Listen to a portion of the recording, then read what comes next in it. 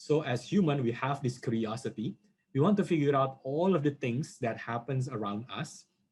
But when we discover it, yeah, we don't just discover something and call it science. Yeah, there is a systematic process that happens, yeah, to make it as a science.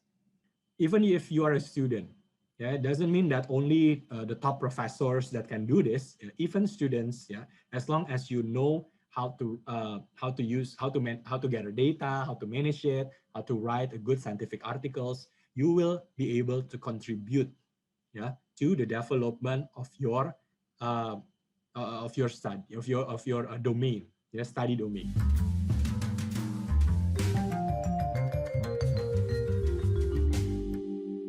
Thank you so much for joining us today. I am joined by Johan from Elsevier, and also my Florenza, who will be moderating and then speaking a little bit later. So welcome to the Pharmacy Education webinar series. Our topic is reviewing evidence and methods of data collection, and it is a collaboration between the International Pharmaceutical Students Federation, the Asia Pacific Regional Office, and Elsevier. Okay, so your host today is myself, Vivian, also Maya, our regional projects officer, who unfortunately can't attend today, but that's okay. He'll be definitely watching the recording. So just a little disclaimer before we start. The views and opinions expressed in the following PowerPoint slides are those of the presenter.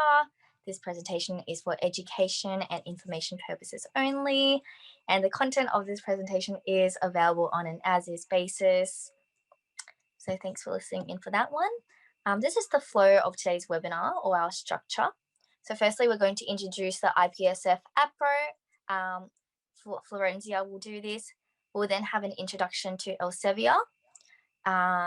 Then our speaker, Johan, will introduce himself and then also present. And then at the end, we'll have our Q&A. And there's also a feedback form which everyone must complete in order to obtain the webinar certificate. Okay, so Florencia, you can go ahead. Thank you, Vivian. So welcome everyone, wherever you are tuning in right now across the globe or even across the region. So my name is Florencia and I'm the current chairperson of IPSF APRO. And just a little bit of background of the IPSF APRO to introduce you to our regional office. So we were founded in 1999. And currently we're the oldest IPSF regional office in the IPSF entirely. And we have 21 countries and 33 member organizations and over 70,000 members. So let's go to the next slide. So with our focus in the public health, pharmacy education, and also professional development, IPSF APRO has their theme of the year, which is the health emergency, not just because of the current situation, but we see it as a whole approach for the global health issues. And because of that reasons, we are conducting several of the highlights. So for example, as you can see here, we're gonna do the interprofessional collaboration project under the health emergency through the policy approach. And we also have the public health challenge that will be executed in May. We also have the Asia Pacific Health Quiz competitions along with the Asia Pacific Pharmaceutical Symposium, which is a mini hackathon. And we just conducted the Villain Festival on Health Emergency in previous January. Next. So anyone would like to partner or maybe collaborate with any of us, you can directly contact me under chairperson at apro.ipsf.org or even my RO.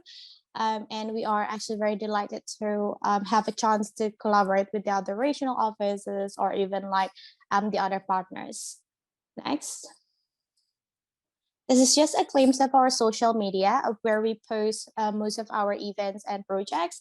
So feel free to also follow all of our social medias, especially for the Facebook, Twitter, LinkedIn, or even Instagram. I think that's all from me. So I'll pass it back to Vivian, and good luck for Johan and Vivian. Thank you for Elsevier for agreeing to this collaboration. Thanks, Flo, for that. Yep, so our partner today is Elsevier Asia Pacific. Myself specifically, I know Elsevier because I had to buy my textbooks from them, but they've got a great range of research, paper and work and resources for health sciences students. So I'm just going to introduce our special speaker today. So our speaker is Johan Jang. Johan is a customer consultant for Elsevier Southeast Asia. Through this role, he has made various collaboration with educational institutions and governments throughout Southeast Asia region to introduce, educate, and bridge Elsevier with these organizations. In addition, Johan is also responsible for data and knowledge management, research trends, writing and publications, and supporting stakeholders' needs. His educational background is in education management, education technology, and marketing communication. He has been involved in the education field as a lecturer, academic manager, consultant, curriculum coordinator for Indonesia, United Kingdom, and Australia. So I will pass the screen to Johan now. Good afternoon, everyone. Yeah, thank you so much, Vivian, for your introduction and for opening this event, as well to Flo, to open this event as well. So welcome, everyone from so many places around the world. Yeah, thank you so much for joining, and I really do hope that you will learn a lot from this session. So as introduced, my name is Johan Jang, and I am a customer consultant for Elsevier Asia Pacific. Yeah. Myself, I'm located in Jakarta in Indonesia. Yeah, so if you are from Indonesia, hello. Yeah, selamat siang. Yeah, and this opportunity, I'll use this opportunity as to provide. Hopefully, I can provide new knowledge, insight about our main topic. It's about it's about research management, data management specifically, and also scientific article writing, which I think and which the committee also thinks that this is going to be great to help you, to support you in doing your research. Yeah. So I'll start by sharing my screen. So for now, I'm going to start my session, research data management and also scientific article writing. It's quite heavy, so hopefully you're not going to get sleepy, because believe me, this is something that I wish I know I knew that when I took my undergraduate study or postgraduate study. This is something that can really support me in doing research. If you're in the process of doing research or in the process of writing your thesis, sometimes scientific writing, or thesis writing is can be considered as a very difficult topic, a very difficult subject. And there are a lot of students out there that give up during this process. Some will say that I'd rather study another year, but just give me lecture and assignments, I'll do it, rather than me doing this whole research process. So hopefully that's not the case, for all of you. So from this, I do hope that it's going to be easier for you to understand how you can do data management and also your scientific article writing. Okay, so this is our agenda. So I'm going to quickly introduce Elsevier, and then after that we are going to go into the scientific ideal, why and how science actually matters, and data in scientific article, and then best practices in writing, and after that Q&A. Okay, so let's start first by introducing Elsevier.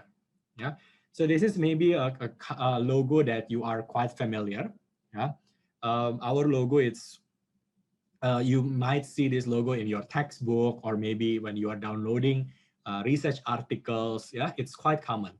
But there are a lot of people out there, not just you as students, but even some lecturers, that they are not really well aware what is Elsevier actually. Is Elsevier a publishing company? Is Elsevier a textbook producers? Or what? So hopefully I can quickly introduce what is Elsevier. Now, so Elsevier, we have been empowering knowledge since 1580. Yeah. So if we are now in 2021, just minus 2021 and 1580, so it means it means that we are 150 plus something, yeah, years old organization. Yeah. So we started in 1580, yeah, by Louis Elsevier from the University of Leiden in Holland in the Netherlands. Yeah. That's why if you go to Amsterdam, yeah, that is the headquarters of Elsevier. Yeah, we even have a museum over there, that provide that there's a lot of history, especially regarding research. Yeah, research science. Okay, so we started. We then established ourselves as a modern company in an 1880, so 300 years later. Yeah, and then we publish, yeah, various thinkings from these prominent names over here, yeah, which you can see in the third point. So we publish Galileo's work, Erasmus, Descartes, Alexander Fleming, Julius Verne, and so on. Yeah, including when Galileo think that Earth is not flat, but Earth is round. Yeah, that's his thinking. That thinking was published by Elsevier. Yeah. So yeah, we are a historically old publishing company, very old publishing company. If I'm not mistaken, maybe the oldest in the world. Yeah. So we publish mostly research articles, yeah, because we want to progress science. Yeah. Now, beside publishing research articles, we also publish a lot of books, including textbooks, which you might also use. Yeah. So that's our main business. Yeah, publishing research articles and also books. Yeah. Now, in the modern Elsevier, yeah, develop, we are not just publishing, we are not just a publisher anymore, but we are now transforming into a global information analytics company specializing in science and health.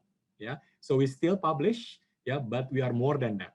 Yeah, so we have more tools, yeah, that can help advancing science and also health.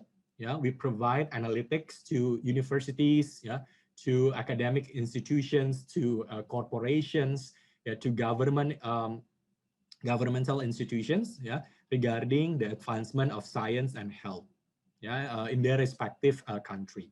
So what we do, we definitely want to help these institutions to, and also professionals, to progress science, yeah, to advance healthcare and to improve performance. Yeah, we combine our technology and we also make sure that supported by operational efficiency. Yeah, and we really hope that we can solve challenges of humanity. Yeah, that's the aim of this very senior company. Yeah. Okay. So our mission is to lead the way in science, technology, and health. Yeah, with various solutions. So our solutions include for research and development. Yeah, for clinical. Yeah, for clinical purpose, for research platforms, for research intelligence, for educations, and many others. Yeah, these are some of our tools or solutions, including Science Direct. Yeah, this is our premium solutions for research database, which many of you might already familiar. Yeah, that's Science Direct. Scopus, this is a citations database, abstract database. Yeah, and also for indexing journals. We have SciFile. SciFile used mostly by governmental organizations for research decision-making process. A clinical key, which maybe some of you use clinical key because this is a specific solution to help students, yeah, researchers in clinical or medical health science. Yeah, we have also Mendeley, yeah, which you also might quite familiar. Mendeley is a personal library management for you. Yeah, and many others. Yeah, we also support those in chemical engineering, yeah, or specifically in engineering solutions. Yeah, so all of these tools provided by Elsevier, yeah, the aim of all of these tools is to make sure that as a researcher, yeah, we really help you in doing your research process. Yeah, it could be in the beginning of your research. Yeah, could be in the process of you writing research. Yeah, even in publishing your research manuscript to journals. Yeah, that's our aim. Yeah, leading this way in science, technology, and also in health. Okay, this is an example of research published by Elsevier in 1998. Yeah, this is a research published in 1998. So the journal name, yeah, over here you can see this is the journal name, Computer Networks and ISDN System, published in April 1998. Okay, this is the title of the article that we published, The Anatomy of a Large-Scale Hypertextual Web Search Engine. Yeah, and the authors of these articles, Sergey Brin and Lawrence Page. Okay, so can I ask you in chat, do you know who is Sergey Brin and Lawrence Page? Yes, Google. Yeah, thank you, thank you. Yeah, from India. Okay, yeah. So yeah, so Sergey Brin and Lawrence Page, they are the founder and co-founders of Google. Yeah, so imagine even Google, yeah, they started out as an experiment. Yeah, so we haven't got any film about Google, right? So, but the history is Google start as an experiment, yeah, as an experiment in Stanford. Yeah, so they start with this experiment. It's called Google, back then google.stanford.edu, and then they did sort of a lot of these experiments regarding searching in the internet. Yeah, so after they finished with their experiment, what they did, they publish their research. Yeah, so because what the experiment that they did is actually a research. Yeah, they publish it, and they back then they chose Elsevier to publish this research about Google, and then after that, well, Google does then take off. Yeah, as maybe the largest company, one of the largest company in the world right now. Yeah, so even something like Google, it started out as a research. Yeah. The other example I would say is Angela Merkel. Yeah. The chancellor of Germany. Yeah. Used to be a chemical based is chemistry or chemical engineering. Yeah. Researcher, and she also published in Elsevier. Yeah. So there are quite a lot of famous people right now that they started out as a researcher, and uh, they publish, yeah, all of this research. So I would urge you that there's nothing wrong on publishing your paper, because it actually can help you developing your career, yeah, especially since a very early stage of your career. Yeah. Okay. If you go to just check our website, yeah, elsevier.com, you will find that everything that Elsevier do actually helps researchers, yeah, like yourself, yeah, faculty members, students, yeah. We also support librarians. We also help support research office to advance research. Yeah. Okay. So that's just a quick introductions of Elsevier, and now we moving to our topic. Yeah. So our topic start with the scientific ideal. Yeah. The reason why I start with this topic rather than just go ahead with data management is I want to take you through a journey, yeah, regarding why is it important for you to do research. Yeah. Now, and to guide you for that, yeah, this is why we need to cover this part first. Yeah, before we go into that data management, scientific work, writing. Yeah, those will be practical side of doing research. Yeah, but in the beginning, we need to know why is it important and how science actually matters. Okay. Now, we start with this one first. Yeah, I want. I really hope you can answer these questions. Yeah, try to answer this one. Don't Google it. Yeah, just try to answer this one. So, what is science according to you? Yeah. So, please do open menti.com and then you type in this code. Yeah, 7328. Yeah, 4609. Yeah. So please do open menti.com. Type in this code. Yeah, and then try to think in maybe just one sentence or 2-3 words. Yeah, what is science according to you? Yeah, I love this one. Science is pain. Who wrote that? Okay, science is mysteries. Okay, translating the universe. Wow. I think the most brilliant answer so far is science is pain. Perfect.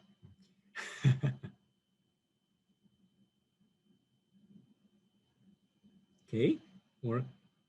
Yeah, okay. So let's use this one. Yeah, if you still have more, it's okay, just add more. Yeah, but I'll look at this. Yeah, so science for you, most of you answer science is knowledge. Yeah, science is facts. Yeah, science is evidence-based. Yeah, evidence-based research. Yes, it's a answer to questions. It's experiments. Yeah, searching for truths, data. Yeah, pursuit of understanding, and okay, it exists around us. Yeah. So if I look here, yeah. So most of you say that science is, I can conclude it's knowledge based on evidence. Yeah, or sometimes you call it empirical, empirical fact. Yeah, science based on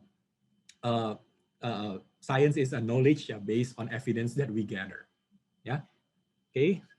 Maybe that's what I can conclude, yeah, from this word clouds that we have right here. Yeah. Yeah. I'll exclude science is pain. Yeah. Okay. Thank you. Yeah. So I would say that most of you do understand the idea that science is how we, as a human, yeah, as human, we gather evidence from things that happens around us. And these things that happen around us is, you can say, is an you can say it's a mystery. It's something that we haven't figured out yet. Yeah. So as human, we have this curiosity. We want to figure out all of the things that happens around us. But when we discover it, yeah, we don't just discover something and call it science. Yeah, there is a systematic process that happens, yeah, to make it as a science. Yeah. So when we again, yeah, we want to know about something that we don't know before. Yeah. So we do explorations, we gather evidence, yeah, and once after we gather evidence, we do a systematic analysis.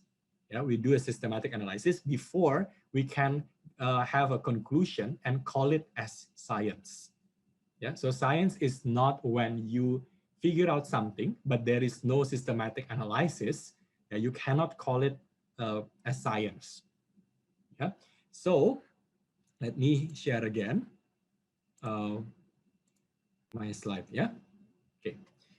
Now, based on this, yeah, we can say that the scientific ideal, yeah, is that science, yeah, it's an empirical facts, yeah, or facts that we gather and we analyze it, yeah, using systematically proven ways, yeah, to get new knowledge, yeah, to have new knowledge. Now, science is cumulative with each new discovery, dependent on previous knowledge. And so we build science on previous knowledge that human already created. Yeah. So one person already say A, we make it A plus. Yeah. After A plus, another person will make it A plus plus. Yeah. So we keep on improving, yeah, discoveries of humanity based on previous knowledge. Yeah. We can disagree, yeah, to this previous knowledge. It's okay. Yeah, that is the great thing about science. Yeah, we can disagree, but our disagreement is based on scientific analysis. Yeah, it's not based on our assumption. It's not based on our feeling, you know, or it's not based on just wanting to be different with other with the previous knowledge that a person established before. Yeah, so that's the first thing about scientific ideal. Okay, the second thing, each new result, yeah, needs to be interpreted in the context of earlier research. Yeah, so our uh, new result, whether it's agreeing or disagreeing with the previous knowledge, we need to interpret this new result based on the context of earlier research. Yeah, the earlier research might have A as the result. Meanwhile, um, our result might show, let's say, B. Yeah. However, it does not mean that A is wrong. Yeah. Maybe the previous researchers are able to say it's A because of the context of the research that he conducted. Yeah. Meanwhile, while I'm conducting my research, I have a different context. I have a different method in doing my research. That's why my research resulted in B. Yeah, again, it does not mean that A is wrong. It's just different contexts. Okay. And third, all new studies are based on systematic review of earlier similar studies. Yeah, that's why reading lots of textbook, reading a lot of journal articles. Yeah, this is a very important step because we build our knowledge based on systematic review or based on all of these reading materials. Yeah, that your lecturers might ask you, that your professors might ask you, please do read this 100 papers, please do read this 50 papers. The reason why is that your new studies, whatever it is, need to be based on your review on previous similar studies. Yeah, so I'll show you this scientific ideal and research article. Yeah, because a research article is an output from our discovery of science. Yeah, when we discover something, we analyze it. Yeah, we make a conclusion based on we make a conclusion. We need to put everything into a research paper. Yeah, so that is our research output. Now we can see a great research paper that have all of these criteria of scientific ideal.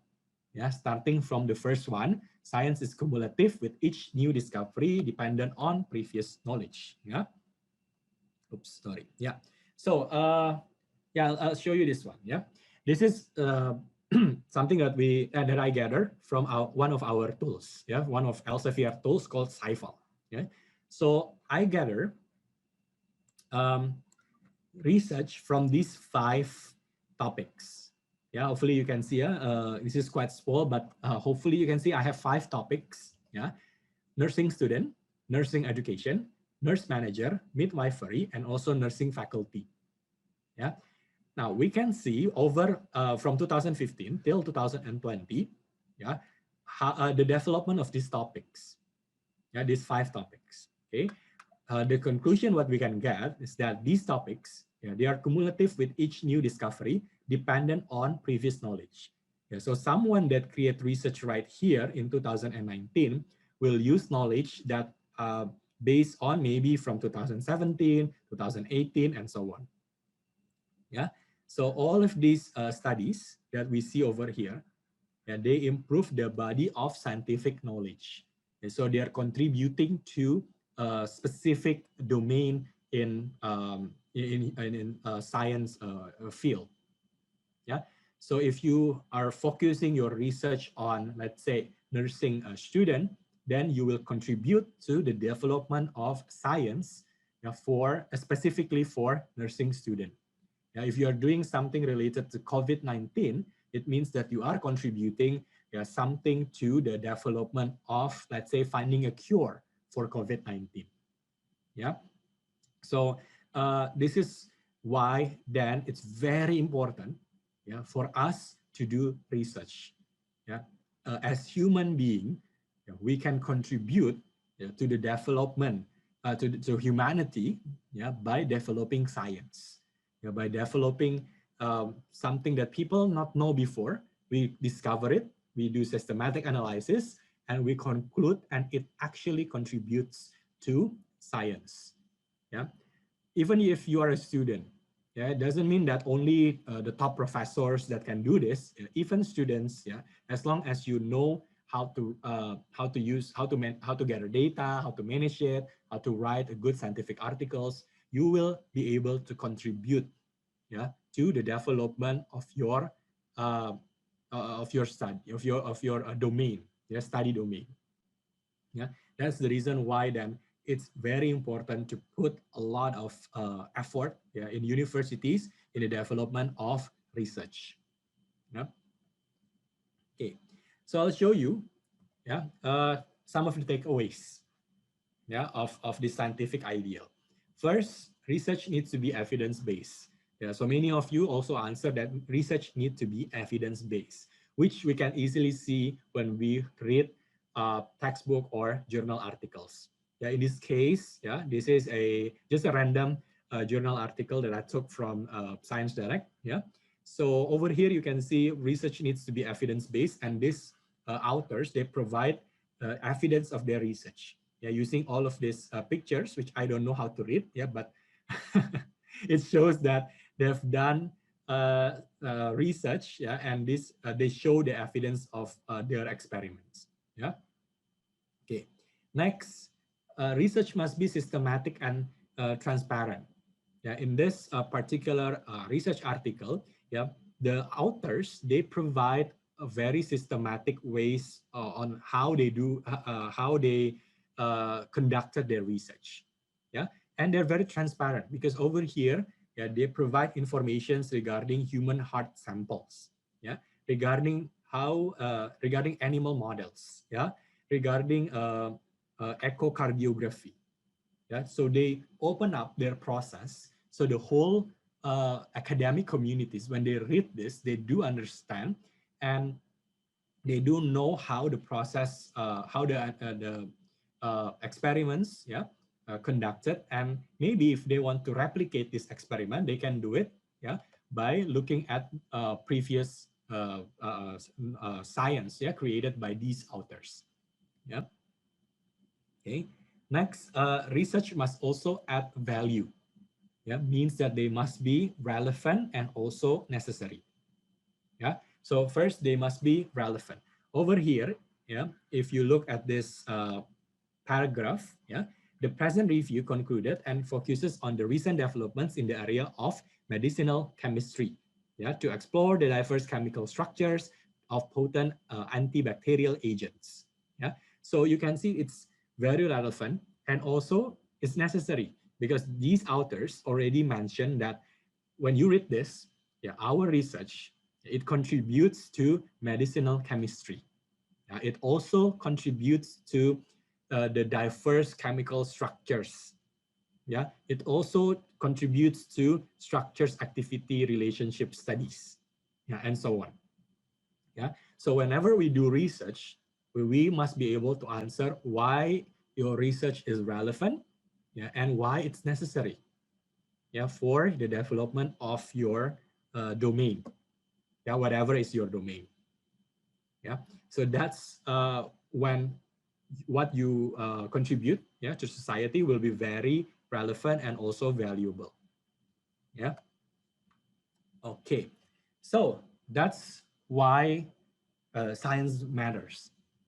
Yeah, so as I mentioned, even as students, you can also contribute, yeah, to the body of knowledge. Yeah, as long as, of course, you need to be equipped with knowledge, you know, with skills, yeah, and also, yeah, motivated, yeah, to do research.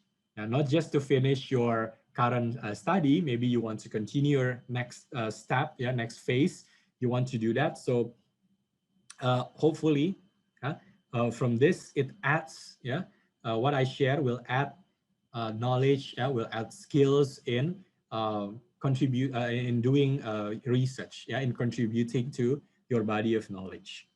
Yeah. Okay. So the first thing that on how part that I'm going to share is regarding data, yeah, data management in scientific article. Yeah, because everyone here already knows, yeah, agree that science is we gather data. Yeah, we first have to gather data. Now, how this works then? Okay.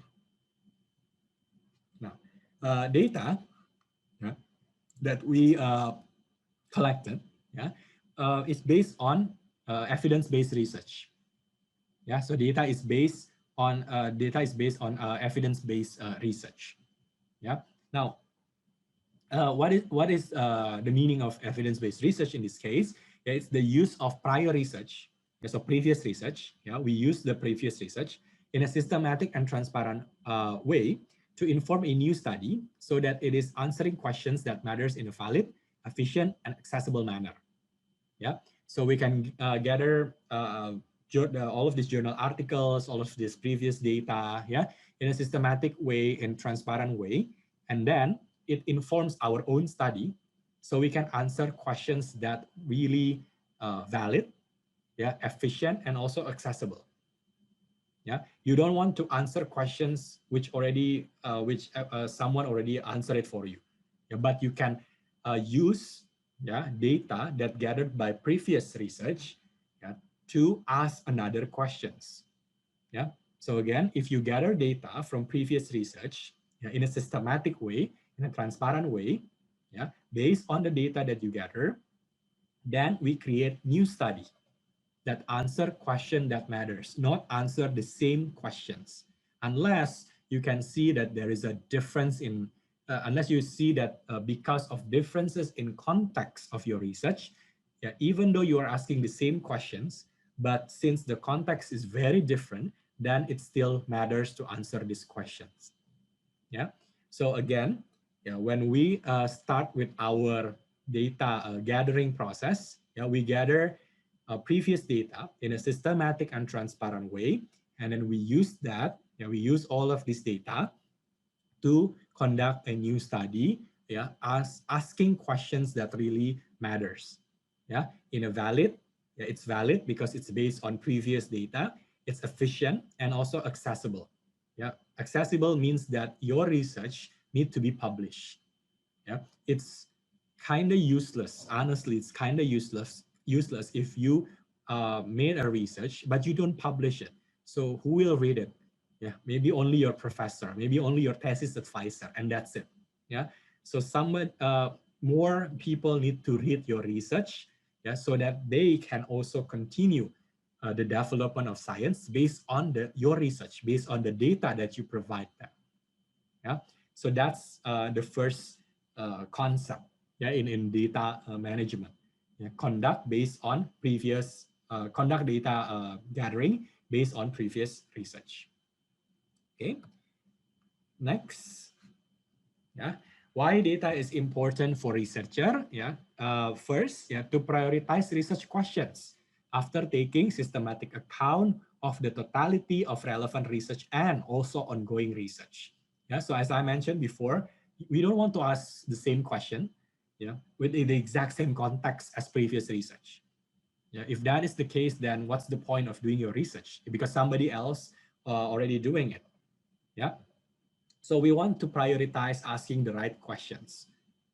Yeah, how we can ask the right questions? Again, we have to read a lot. Yeah, based on the topic of our research. Yeah, so we read a lot. We make a systematic review of all of the articles that we have read, including textbook, and based on that, we will know the exact questions to be asked. Yeah, the relevant questions to be asked. Second, data is important to know how to search efficiently for relevant systematic reviews and also ongoing studies. Yeah, researchers should be aware of the option for preparing or updating the review needed. Yeah, there are no relevant up-to-date systematic reviews. Yeah, if there are no relevant and up-to-date systematic reviews. Yeah, meaning that data is important because, yeah, researchers around the world, yeah, they need access to this data. This data could be journal articles. That's data. Yeah, this data could be, let's say, a result from a questionnaire. Yeah, so researchers around the world, they should have access to this data, so that they could do do systematic reviews. They would know ongoing studies. Yeah, if we don't have access to this research database, yeah, then how could we make a systematic review? Yeah, systematic, let's say, journal articles review. Yeah, then it's unfair. Yeah, if, let's say, faculty members, a lecturers, a professor ask students, hey, you have to read 50 or 100 papers, yeah, but there's no access to data. There's no access to this research database. Yeah, that would be very hard to be conducted by the students. Yeah, same with researchers around the world. They must have access to these data. Yeah. Next, to be able to assess the risk of bias in systematic reviews. Now, if I only have access to one set of data or one research database, then there is a very high chance, I would say, that there is no research regarding this matter, but actually there is. Yeah. So again, if you only have one access to one research database, you will say that, oh, my research is completely new. It's going to be very relevant because there's no research about this at all. But you only base that argument only on one research database without looking at the totality, yeah, of your topic.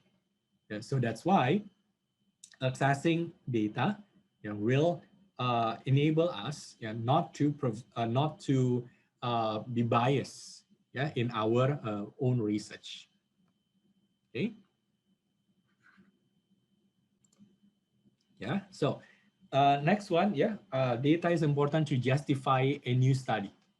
Yeah, we justify this is important, this is significant, my study is going to be is going to contribute in this way.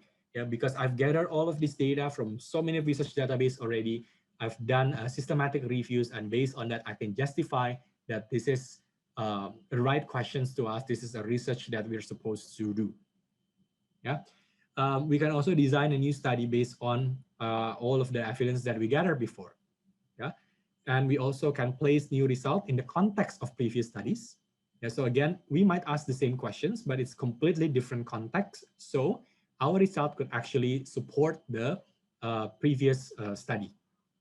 Yeah, it can actually add to the totality of the theory that already established. Yeah, and we also can use data, to formulate recommendation, for practice and also for future research. Yeah, so usually in thesis, in the last part, we need to provide recommendation for practice and also for future research. Yeah, our data, will really be useful, for the next researcher. Yeah, that's for future research, and could also be useful for the practical world. Yeah, could also be useful for someone, let's say in the lab, that conducted practical lab study, or could be useful for someone, let's say in business, in psychology, as a professional as a professional businessman maybe, they will actually get very new knowledge, when they are reading something that we already discovered as researcher. Yep. Okay, so another questions, which you can put the answer in the chat box. Which of the following data source is generally more valuable? Is it A, qualitative data set, or B, secondary data from public source? Okay, everybody answer A. Yeah, and yes, the correct answer is generally more valuable is A. Yeah, why A is more valuable than B? Well, because A is gathered primarily from the researchers. So there is a context in A compared to B. Yeah, but to make it more detailed explanation, I'll show you this one. Wait, okay. So hopefully you can see this. Yeah. Complexity and value of data is it's different based on the type of data that we have.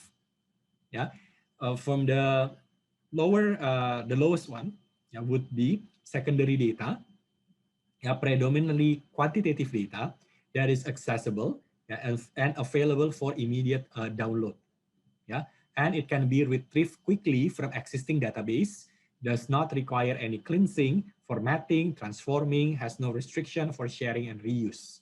Yeah, so this secondary data that predominantly quantitative and some also qualitative, that we gather from just a random website. Yeah, we don't have to do anything for this data. Yeah, the complexity to have this data is very easy. Just Google it and you will find it. Yeah, but the value will not be that high. Yeah, the reason why is everybody can have access to this data, and yeah, this data, yeah, it can be useful, it can be valuable, yeah, but it lacks of context. Yeah, so mostly it lacks of context, and it's also uh, commonly available information. Yeah, so that's why the value is still there. Yeah, I'm not saying that it's not valuable at all. It's still valuable. Yeah, but compared to the rest, yeah, it's the least valuable in this case. Yeah. Now the next one, also secondary data. Yeah, however, the next secondary data, yeah, collected from multiple publicly available sources. Yeah. Now this data has been transformed, modified, yeah, cleansed, and created a data set is unique in a certain way. Yeah, so someone from the organizations that publish this set data, yeah, they make it more. Yeah, they design the data. Yeah, they design the way around the data by putting context in it. Yeah, by creating a very clear uh, data set that can be useful. Yeah, not just raw data. Yeah, so that is when we have this second set of data. Yeah, that is a more complex but more valuable. Okay, next, unique data set. So these are data collected based on certain methodology. Yeah, so the keyword here is that these types of data, they are collected based on certain methodology. Yeah, also certain technique, yeah, or set of rules and assumptions that have to be explained and justified, collected from specific set of participants, large in scale and scope, have high replication potential, can be used to address a number of research questions, often time consuming to collect. Yeah, hand collected data from annual reports, from website, from annual reports. Yeah, so these unique data sets, yeah, can be, yeah, report from organization. Yeah, they provide this report, yeah, by analyzing their data using certain method. Yeah, or maybe a report from an non-profit organization that provide us with a very useful data, but they conduct some analysis before they publish this data out there. Yeah, so that's the main difference between these unique data sets compared to the previous two. Yeah, and then qualitative data. Yeah, this is more complex and more valuable because by nature, collecting qualitative data is hard and time consuming. Yeah, to collect, and it's harder to extract insights, and often textual and unstructured. Yeah, which means that the researchers need to really need to be very good in analyzing qualitative set of data. Yeah, they have ethical implications and also sometimes confidentiality issues. Yeah. Next, purchase data sets. Yeah, and data sets provided by external parties, but they are not publicly available. Yeah, they are not publicly available, and sometimes it's also costly to obtain.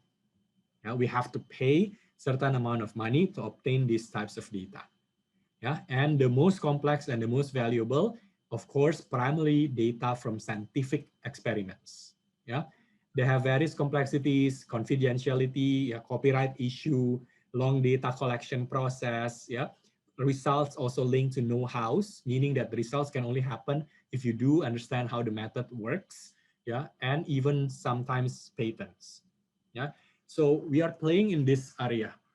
Yeah, we are mostly playing in these three areas: primary data, purchase data sets, and also qualitative data. Yeah, to really build our research. Okay. Now, for better science, data, yeah, need to be transparent, yeah, and needs to be validated. Yeah, and also the data needs to be able to be reproduced and robust. Yeah, so transparent means that the data needs to be available. yeah, for everyone. Yeah, so that's why for, let's say, universities provide you access to, provide you tools to access this data. Yeah, and it needs to be validated.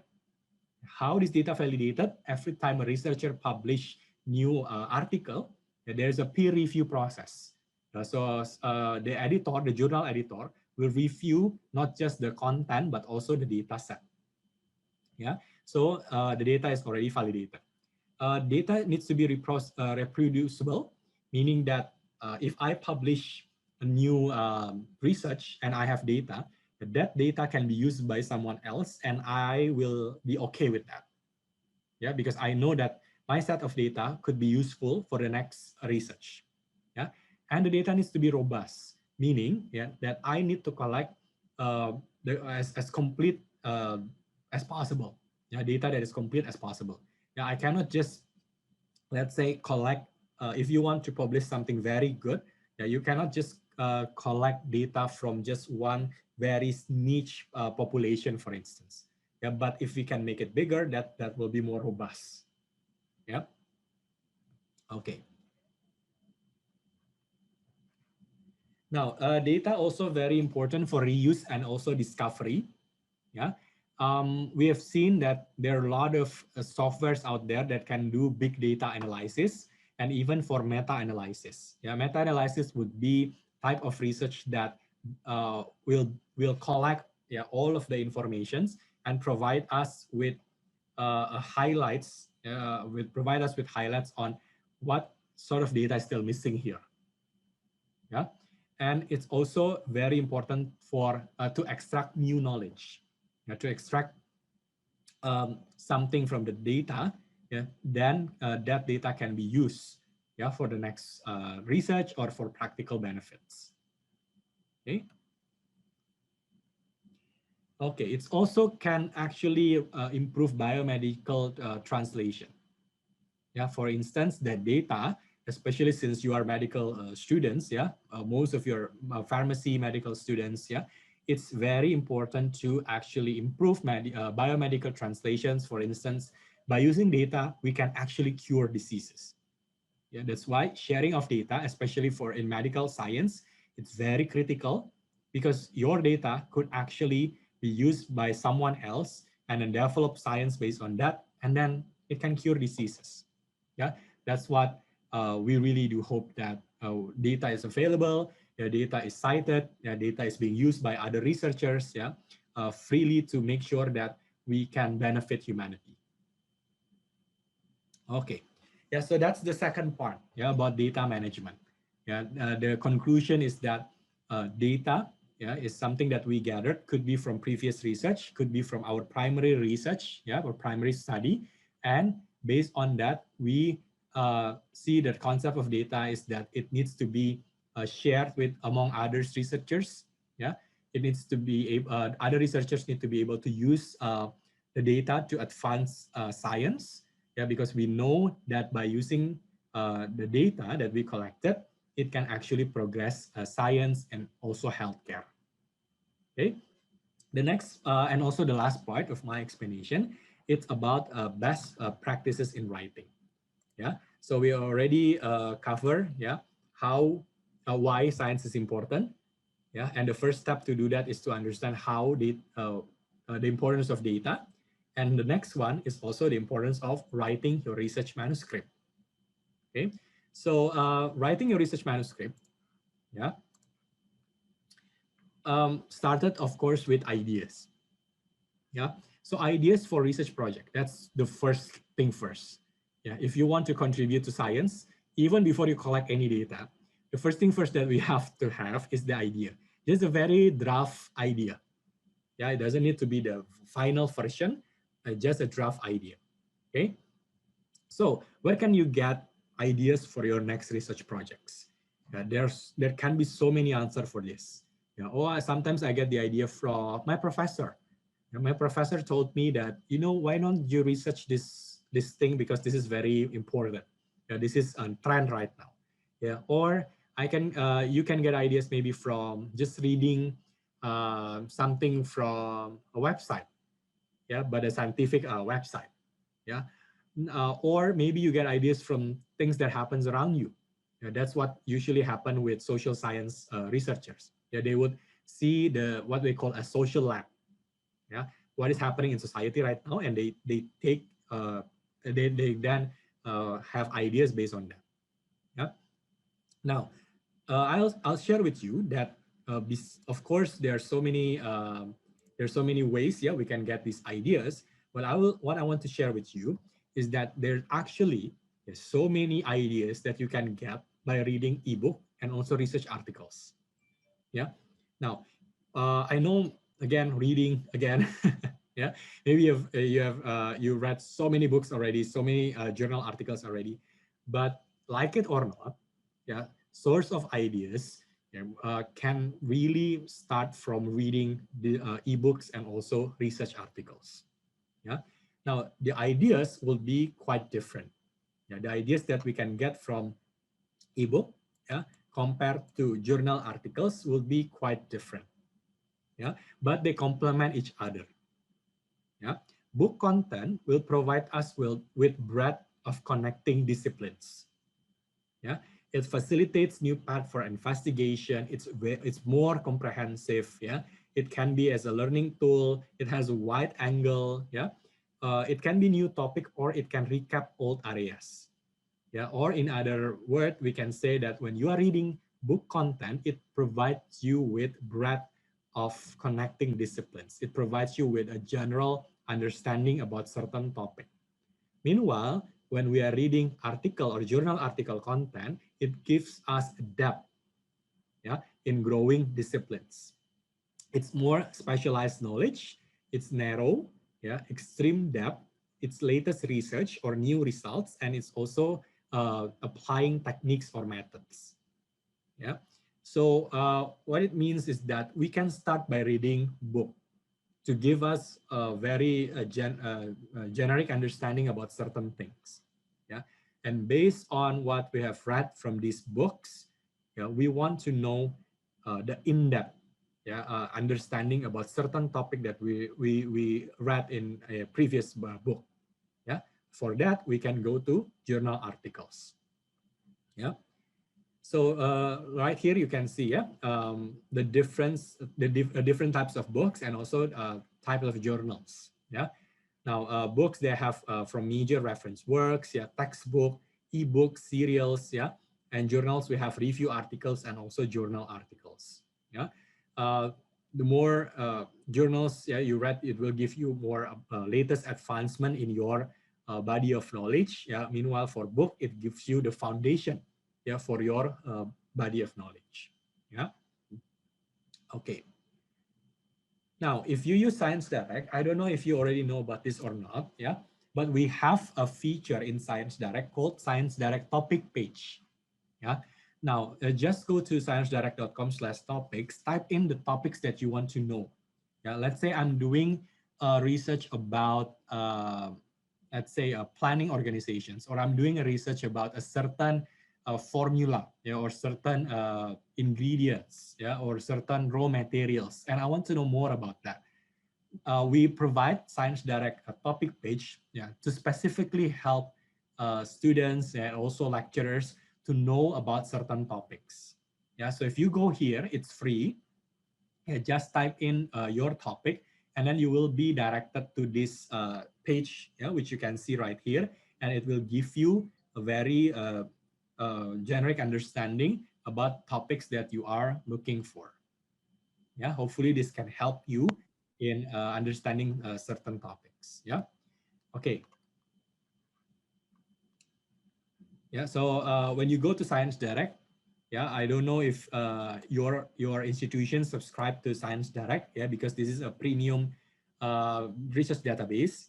It actually can give you a trusted, high quality interdisciplinary research. So this is a database. Use this, especially if your institutions do have subscription to Science Direct. Okay. Now moving on to the article structure.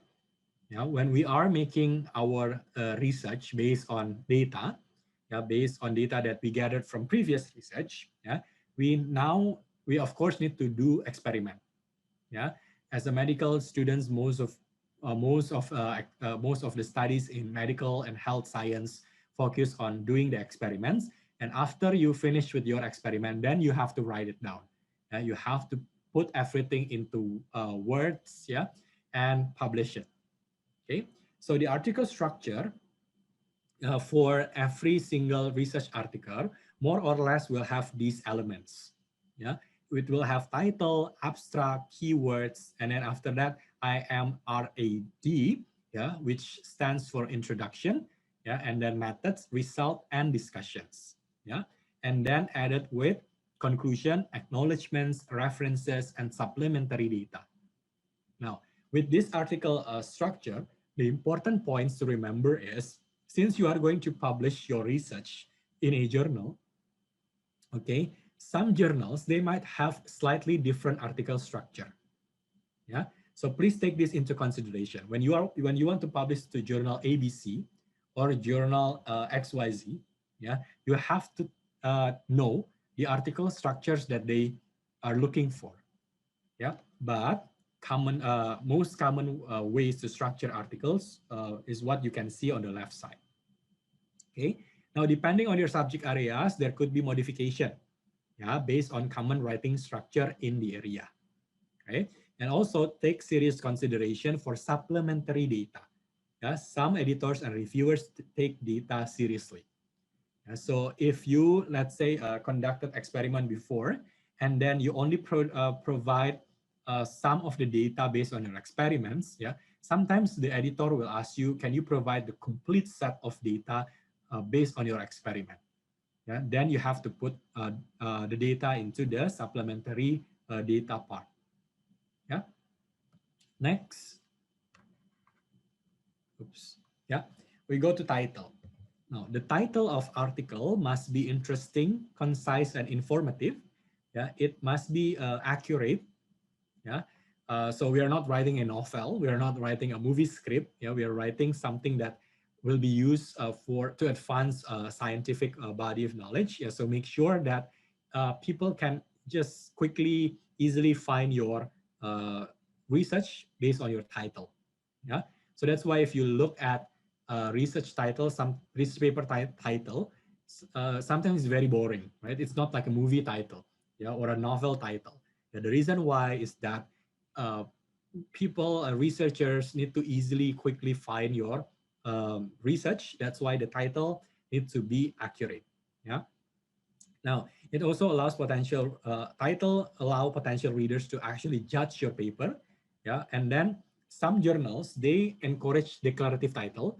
Yeah, however, descriptive titles remains the norm. So, for instance, over here, yeah, I have an example, yeah, of declarative and also descriptive title. Yeah, descriptive title is more common. Yeah, declarative is on the rise right now. Yeah, for instance, this is the example. Digital economy in Southeast Asia is the key economic recovery solution post COVID-19. Yeah, so immediately the author state that if we want economy recovery in Southeast Asia post COVID-19, we have to focus on digital economy. Yeah. Meanwhile, for descriptive, it's more, well, descriptive. Yeah. For instance, integrating digital economy practices in Southeast Asia post COVID-19. Yeah. There's no declarations, yeah, that the authors made. Okay. Both is okay, but you have to check with the journal, yeah, which types of title they will allow. Yeah, some journals will say okay with declarative, but most journal will still go for descriptive type. Yeah, you don't have to use these trivial phrases such as notes on, a study of, an analysis of. Yeah, because for instance, like a study of course this is a study, yeah, or an analysis of course what you have done is an analysis. Yeah, titles that end with questions mark are seldom acceptable, so make sure that it's not a question. Yeah. Okay, next part. Okay, the abstract. Yeah, so abstract, yeah, is very important because, yeah, abstract will actually stands as an advertisement of your article. Yeah, and people will also read abstract first before they decide whether they want to continue to read your article or not. Yeah, so make it interesting and easy to be understood without reading the whole article. Yeah, must be accurate, must be specific. Yeah, and a clear abstract will strongly influence whether your work is further considered. Yeah, even some journal editors, before they start reading the whole research paper, yeah, that you provide to them, they'll start reading your abstract first. Yeah, if they see that your abstract is not okay at all, yeah, there's no contribution to science, yeah, it's not new at all, then they will maybe reconsider of publishing your research paper. Yeah. Next, the introduction part. Yeah, this is this will provide readers with the context. Yeah, why your work is actually useful. Yeah, when this is the novelty of your research should be in the introduction part. And why I have to read your research, why this research is important. Yeah, be brief in the introduction part. You don't have to create like a 10 pages for introduction. Yeah, but even though it's brief, it needs to address the following. Yeah, the problem, the aims, the hypothesis, and the significance of your work. Yeah, you also need to provide what was done before. Yeah, so meaning that this is when you collect, you do a systematic literature reviews, and based on that, you provide that information in the introduction part. Yeah, you also need to provide what did you do and what did you achieve. Yeah, and also try to be consistent with the nature of the journal. Yeah, please do read previous articles that published in that journal. Yeah, and based on the articles that they publish, read how the introduction is from these previous articles looks like, and you can try to see the framework and use that same framework. Yeah, but usually that framework will consist of all of these uh, points right here. Yeah. Okay. Next, the methods part. For the methods part, yeah, it should describe how you studied the problem. Yeah, the methods or sometimes experiment. Yeah, so you should provide like a story of how you conduct your research. Yeah, so it's very important to be detailed. Yeah, because there is a potential that maybe the next researcher, they want to reproduce your experiment. Yeah, that's why they need to know how you conduct this experiment. Yeah, including the equipments. Yeah, including the equipments and materials used in experiment, it should be identified. Yeah. Now, if you conduct experiments on humans or animals, yeah, it's okay, but it must follow ethical standards. Yeah. Okay. Next, the result part. Yeah, this is where you describe the important results, yeah, of your research. You can provide illustration, you can provide figures, tables, yeah, and the data would be very important right here. But you don't have to put every single data into the result part. Yeah, only essential data. Yeah. Meanwhile, for the rest, you can put that into supplementary section, supplementary data or supplementary material section. Yeah. Now, so result simply means that you put well, the result of your experiment, yeah, in a concise way. Yeah. Next, this discussion. Yeah. For the discussion part, you need to interpret what your result means, especially to the body of knowledge that you are working on. Yeah. You need to sell your data. Yeah. And then a huge number of manuscripts, they get rejected because they don't know how to sell their data. The data is just there. It's just empirical fact, and that's it. Yeah, but you need to provide your analysis. Yeah, you need to compare your result with previous research, for instance. Yeah, and even you can put some works that is in disagreement with your result. Yeah, and do not, yeah, go beyond what the result can support. Yeah, don't make any assumption in discussion part. Yeah, do not introduce new terms. Yeah, and also do not speculate, yeah, on possible interpretations that are based on imagination only. Yeah, because again, in doing research, yeah, it needs to be based on evidence, empirical data, not based on imagination, not based on feeling. Yeah, it needs to be based on fact. Yeah. Okay. The conclusion part, this is used to show how your work advanced the field of study, and you have to be very clear. Yeah, and also the important part is that you need to suggest future experiments, or future study that can happen based on your research. Yeah. Okay. Next is the reference part. For the reference part, this is quite easy. Yeah, as long as you know how to what sort of reference that the journal is using. Yeah, they might using APA or MLA or Turabian style or whatever styles. Yeah, just make sure that you follow the regulations. Yeah. Okay.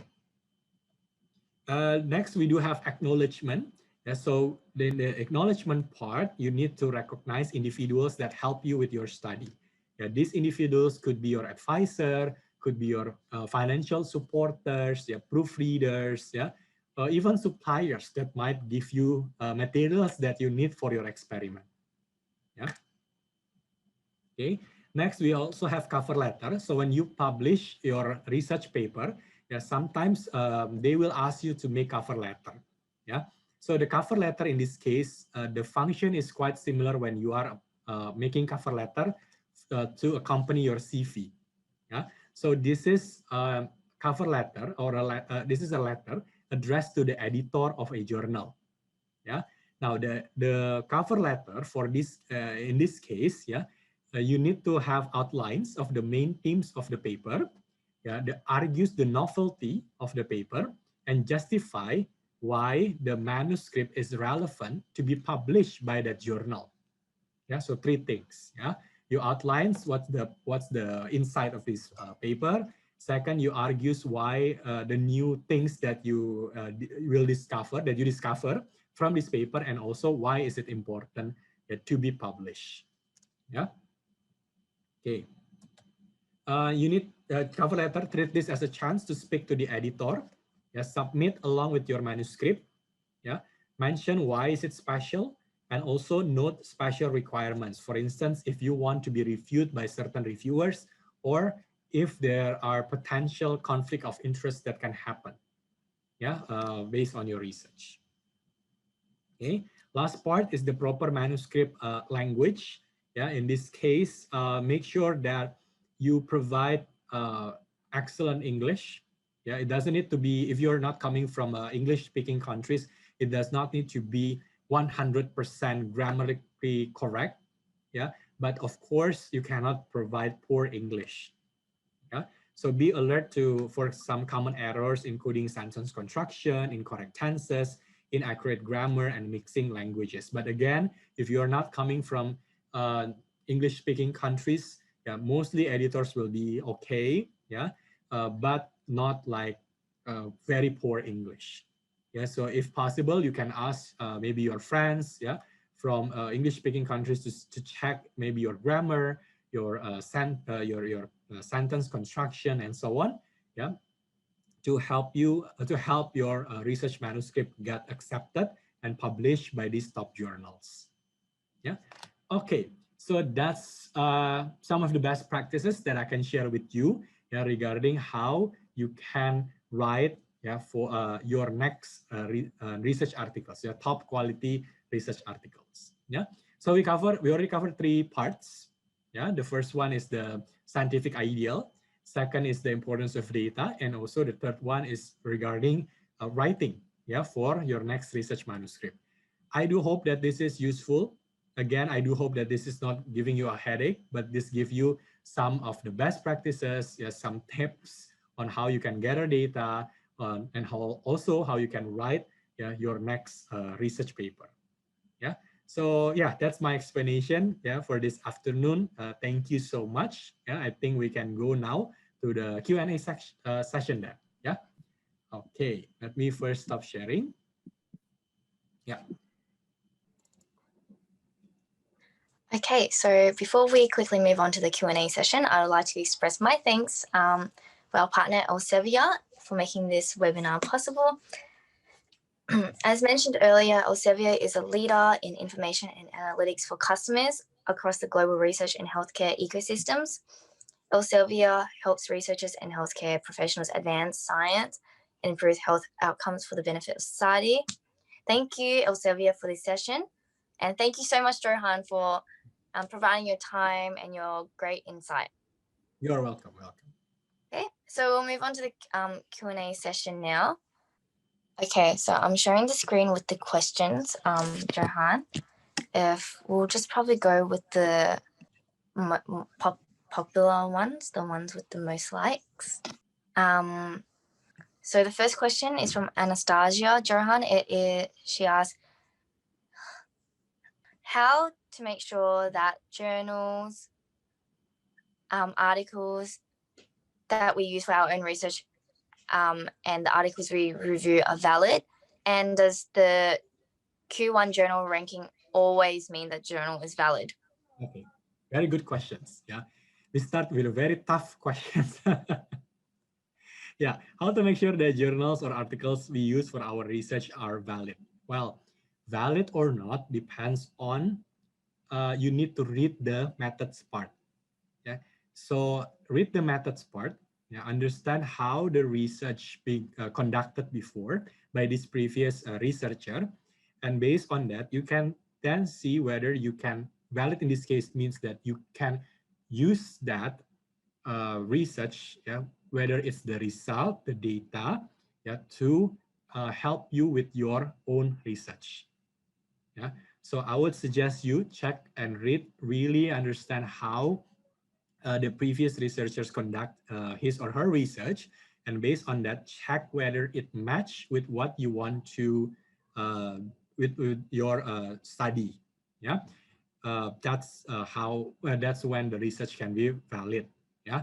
Next, this journal ranking like Q1 means the journal is valid. Mostly yes. Yeah. In this case means that it's a high quality journal. It's a high quality articles. Yes, because making it to the Q1 published in the Q1 journals. Yeah, meaning that they have gone through very thorough process. Yeah, before they get published. But if the valid in this case means that can I use it for my next research? Well, depends. Even if you read Q1 journals and it has nothing to do with your research, then it's not valid then for your research. Yeah, so it depends on the meaning of valid in this case. Yeah, valid in terms of is it high quality? Yeah, is it it mean can I is it mean does it mean that I can use this for my research? Depends. Yeah. Okay, well, thank you so much for that one. I think this other question here. What are your tips on writing the methodology in a concise but elaborated manner? Yeah, you can use figures, graphs, tables. Yeah, because I know writing methodology can sometimes seems like writing a story, right? you write everything that you have done in your experiment, in your research. Yeah. So my suggestion is you can try to make it more concise by using tables, figures. Yeah. These journals right now, modern journals, they will accept if you make like a graph to explain how you conduct your research. Yeah. You can make a graph like, let's say, a first phase. This is what I did. Second phase, this is what I did. So you put it in a very nice visual representations of your methods. That will be okay. Yeah, add that with tables, add that with some figures. Yeah, that will be okay. Yep, thank you so much for that one. I've got another question. Asking, as a student, how can we publish our research data and ensure that our findings are not plagiarized by others? And how can we get our data copyrighted? Okay, you want to publish data? Wow. Okay, this is very nice questions, because even lecturers, they don't really know that they can actually publish research data. Yeah. So for everyone, it's possible. Yeah. If you have research data and data only, you haven't done a very thorough analysis of your data. Yeah. There are journals out there that will publish data only. Yeah, including journals from Elsevier. We do have these types of journals that will accept your data and will publish it. Yeah. Now, not just Elsevier, but other publishers, they will have these types of journals. Yeah. You just need to find research data types of journals. Yeah. And how to ensure that our findings are not plagiarized by others? Well, if you publish research data, yeah, then you need to check the copyrights of your data.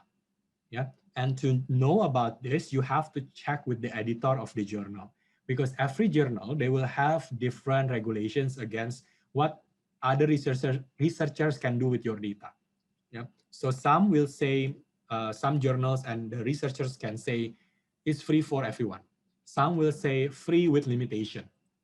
Yeah, so you need to have that conversation with the editor, yeah, to know exactly regarding the copyright of your data. If you want this data to be, let's say, license based, so people can actually use it, but they have to ask your permission, for instance, then you have to talk with the editor. Is that the regulation from this journal? Or maybe this journal will only accept if the data is being published freely. Yeah, so that's why you have to check with the journal. Yeah. Let me answer this one then. This is from Fearless. Yeah. So Fearless asks, can you walk us through the steps in submitting a paper to Elsevier Journal for future reference? Okay. Now, if you want to submit your paper to Elsevier journals, what you can do, just go to, for instance, Science Direct, yeah, sciencedirect.com, and click on journals, yeah, or just go to Elsevier website, yeah. We will have a tab specifically for you to find journals and to submit journals, yeah. So the step by step is, first and foremost, of course, you need to find a journal, the targeted journal, yeah. After that, do check the guide for authors, because there will be a lot of technical issues. For instance, like the font that you need to use, yeah, the margin and everything. It will be there. So follow the technical requirements from the journal, and also after that there is a button to submit your article. Yeah. So in Elsevier journals, we provide this very easy to find a button. Just click submit my article, and then after that just follow through the process. Yeah, you just need to provide informations like your name, your institution, yeah, upload your paper, yeah, and just follow the whole process. It's actually very easy. So start with finding the journals, read the guide for authors, yeah, it will be there, yeah, and then after that just click submit paper, fill in the forms, and that's it. Yeah, you just need to wait from the editors of the journals, yeah, on feedback. Yeah. Okay. So the next one, yeah, I think we can answer. This is from Anonymous. How do we critique research journals that we will use in our paper? Any tips? Okay. Um, First and foremost, you really need to understand before you criticize someone's work. Yeah. So it doesn't mean that as a student you cannot criticize, yeah, a professor's work, for instance, but you really have to understand, not just by reading the abstract, yeah, or not just by reading the, let's say, the conclusion part. Yeah, read everything. Read from the beginning until the end of this person work, and then based on that, my tips is, before you start criticizing, yeah, look at this person other research. Yeah, meaning that if you want to criticize the work, yeah, please make sure that you look at the person other works, yeah, especially works that happen after works. Yeah, let's say you read someone's work from 2019, make sure that you read his work in 2020, 2021, and so on. Yeah, and after that, it gives you very clear idea about his or her research. Now, based on that historical data, then we can start to provide our critiques. Now, when you criticize someone, not someone, when you criticize someone's work, yeah, well, you can do that from the context perspective. You can do that from the uh, angles in which the research has not yet covered. Yeah, you can do that from maybe comparing the research result with similar other theories, but this particular theory is not yet answered. Yeah, so yeah, there are many ways you can do this. Yeah, but I would suggest before that, please make sure that you read the whole work from this person, yeah, before you criticize the work itself. Yeah. Okay. Yep. Okay. Because we still have a bit of time. Oh, and by the way, thank you for that, Johan. Can I ask you 2 more questions, please? Sure. So I saw this question and I think it's very useful. Anonymous asks, how to select an appropriate research title if research involves 2 different scientific areas? Okay. There's nothing wrong with that. Yeah, that's for sure. So again, if you're researching 2 different subject areas, it's still okay. Yeah, we call that multidisciplinary research. Yeah. Now for the title, I will suggest you to put these 2 multidisciplinary keywords into your title.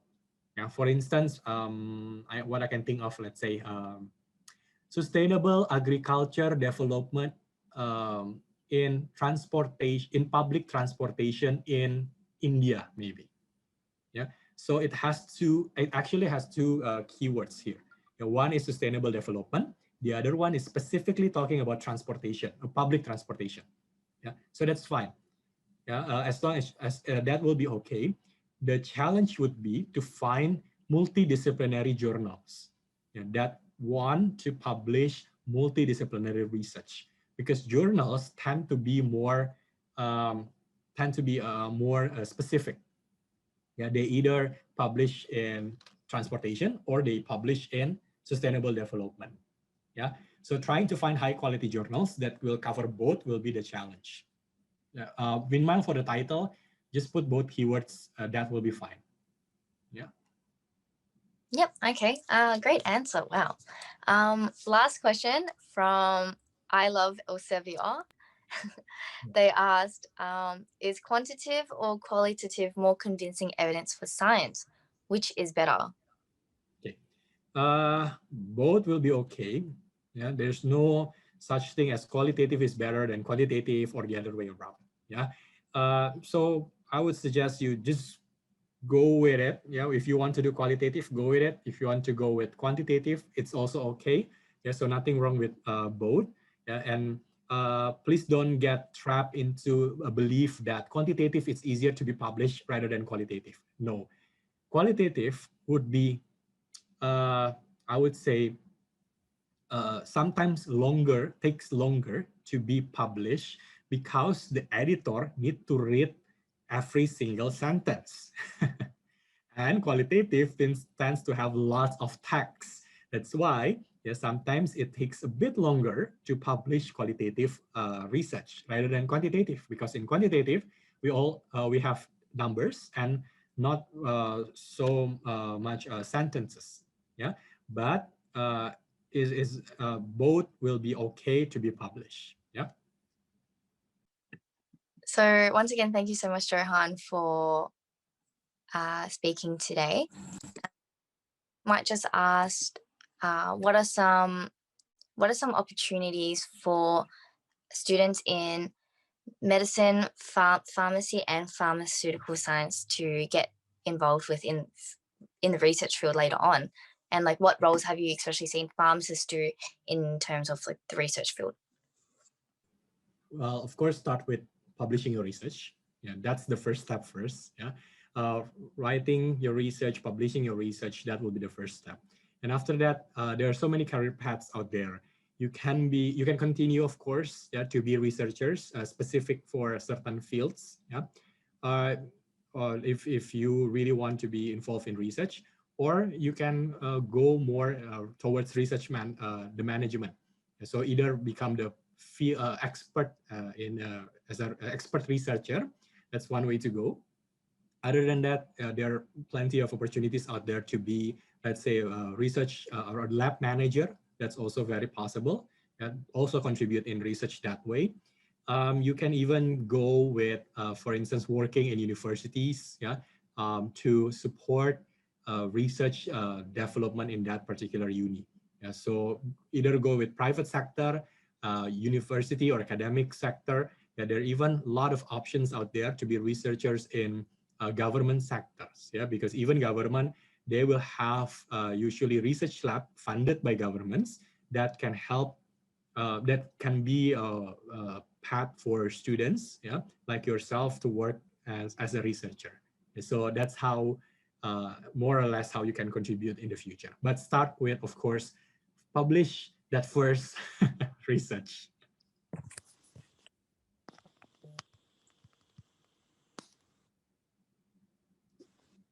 Oh, okay. Thank you so much for that one. I think I've also been considering, going into research, and I feel like in Australia there's not many opportunity for pharmacists to go into research later on. But now we'll have a look into it a bit more.